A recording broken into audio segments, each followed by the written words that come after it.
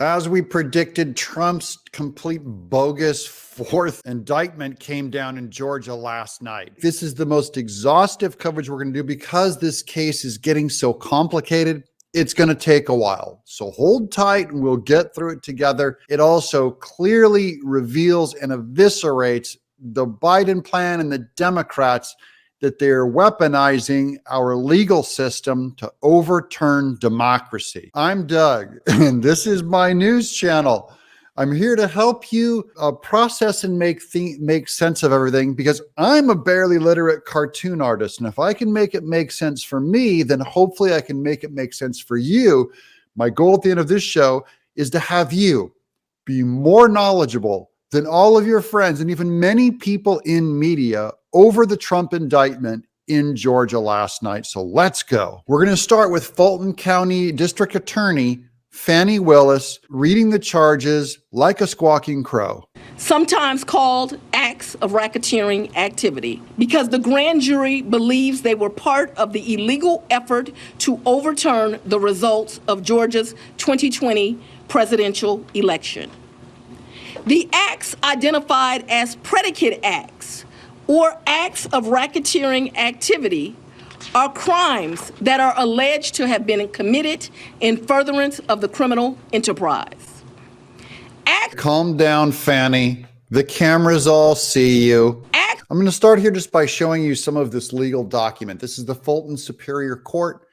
The state of Georgia versus they're naming the defendants Donald John Trump, Rudy Giuliani, John Eastman, the constitutional lawyer who I'm a huge fan of. See, Mark Meadows. Oh, Jenna Ellis, his lawyer. I think Sidney Powell's in this thing. So lots of familiar names. Here's the biggest count. Number one is violation of the Georgia RICO Act. That's RICO stands for Racketeering, Influence, and Corrupt Organizations Act. Later, I'll get to Alan Dershowitz talking about how this makes it almost certain that this whole thing will get thrown out.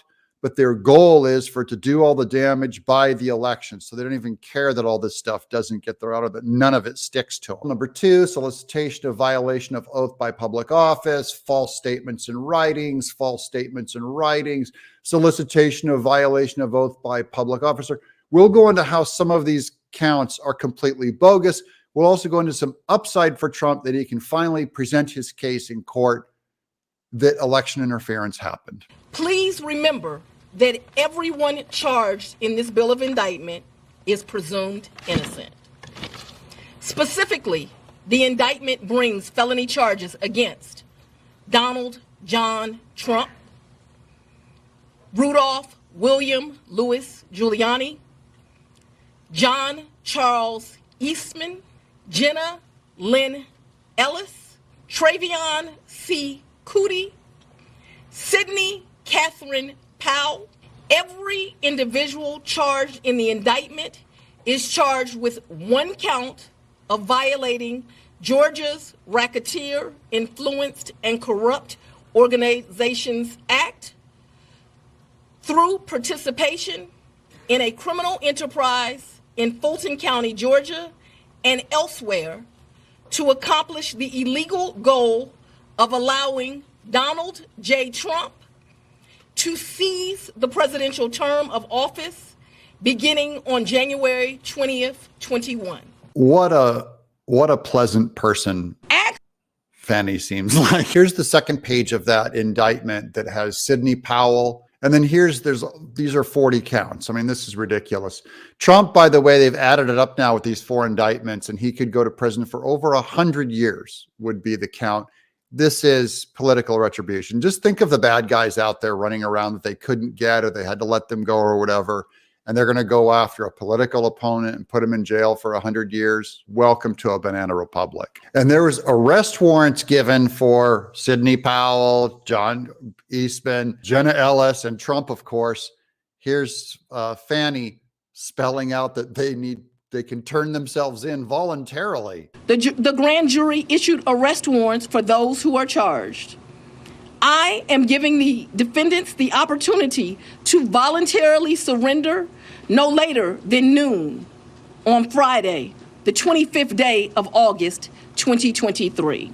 Okay, so 19 of the people of the co-defendants are going to be who she has already said she will try them all together. This is going to be the greatest who's who of Trump world ever, sitting in one court case. Here's John Eastman, the constitutional scholar who I meant for, who's also mentioned in this document. I just wanted to show you a quick clip so you know who he is. Article 2 of the U.S. Constitution is quite clear. The power to direct the manner for choosing presidential electors is vested in the legislature of the state, not the Secretary of State, not the county clerk, not the Attorney General, not the governor. They are not legally authorized to make changes to the election code.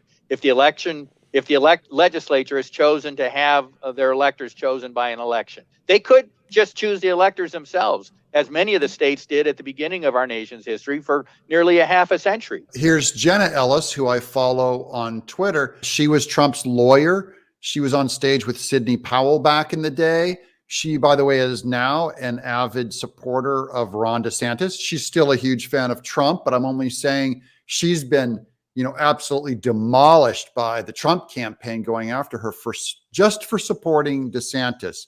But I love her. I think she's a great Christian woman. Here she is saying the Democrats in Fulton County DA are criminalizing the practice of law. I am resolved to trust the Lord, and I will simply continue to honor, praise, and serve him.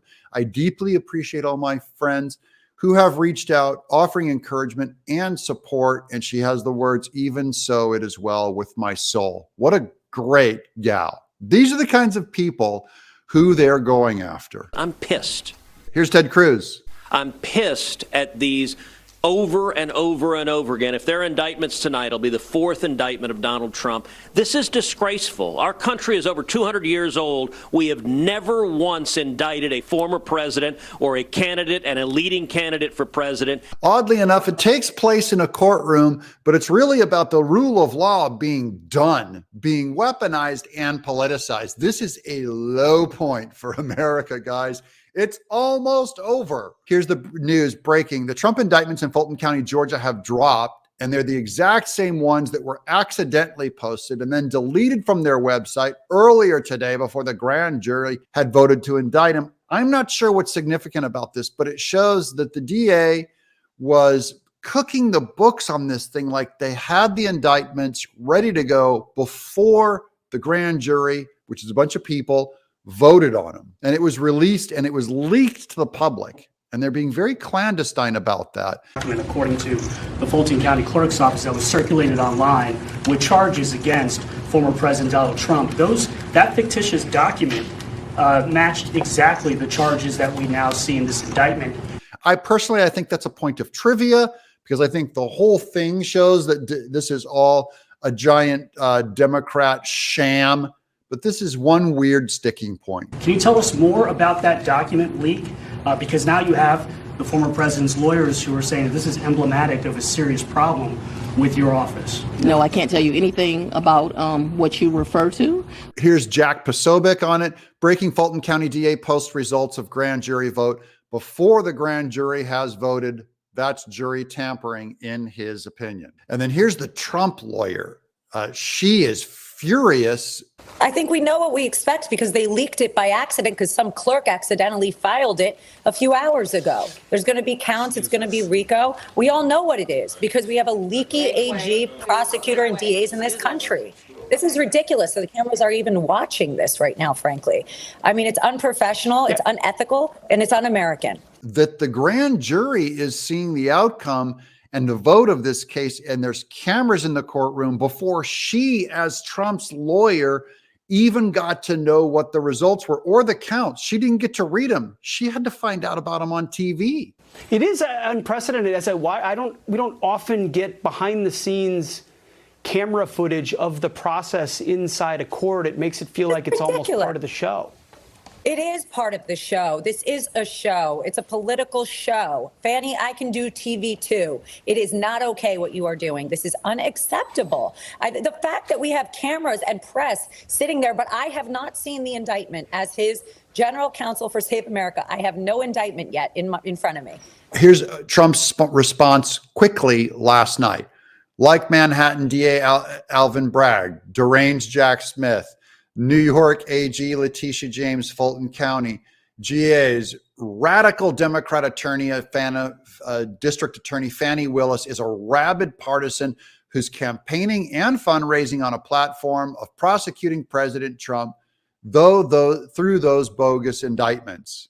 Ripping a page from crooked Joe Biden's playbook, Willis has strategically stalled her investigation to try and maximally interfere with the 2024 presidential race and damage the dominant Trump campaign. All of these corrupt Democrat attempts will fail, says Trump. Here's an example of one of the indictments. This is Act 22. On or about the third day of December 2020, Donald J. Trump, accused to be tweeting from his Twitter account @RealDonaldTrump, quote, "Georgia hearings now on OANN, amazing." According to the legal document, this was an overt act in furtherance of the conspiracy, what he tweeted. So now they're going after his First Amendment right of how he expresses himself on Twitter is brought up, and they're going to throw him in prison. This is one of the counts. Okay, here's the long list of counts. This is so weird because it's every point that they brought up in questioning the election. This is count 27 of 41, where John Trump and John Eastman with the offense of filing false documents. Here's count 1, that as many as 2,500 felons with an uncompleted sentence voted illegally. Number 2, that they claimed that at least 66,000 underage people voted illegally in 2020 in Georgia. Count number 3, so Trump's going to be able to go over and argue all of these in court. Now it's going to be put up or shut up. Show your evidence. We're going to find out what they have hard evidence for in a court of law. I think that's good. Here's counts 29 of 41. Donald Trump, that anywhere from 250,000 to 300,000 ballots were dropped mysteriously into the rolls in the November 2020 presidential election challenge. So everyone said that they saw the numbers suddenly jump up. All of those counts, all of those accusations are brought up. There's 12 of them on this list. Here's Ruby Freeman stuffed the ballot boxes. These are all named in here. And now they have to stand by their words. Here's Alan Dershowitz on how what DA Fani did in Georgia proves nothing. Well, first of all, nobody should take it all seriously. The fact that there was a grand jury indictment, it means nothing. It's the prosecutor who indicted. The best evidence of that is that it was on his website before the grand jury even voted. Now, the whole strategy of all these 4 cases is to get a conviction before the election, even if they're going to lose on appeal. I used to teach my students, many of them future prosecutors, if you bring a RICO case, that increases your chances of winning a trial and losing on appeal. That's Alan Dershowitz. Just the presence of having RICO on this trial increases Trump's chances of getting prosecuted, of him losing this case, but it also increases his chance of on appeal, the whole thing being overturned. The Democrats are fine with that. They just wanted to use this for the election anyways. They don't care about justice. And so all 4 of these cases are designed to get quick convictions in jurisdictions that are heavily loaded against Donald Trump. And these prosecutors don't care as much as prosecutors generally do about having the convictions reversed on appeal, because that will happen after the election. Here's oops, Georgia's Get Trump grand jury forewoman. She's already been on camera saying get Trump. Forewoman accidentally confirms the recommended charges are all bunk.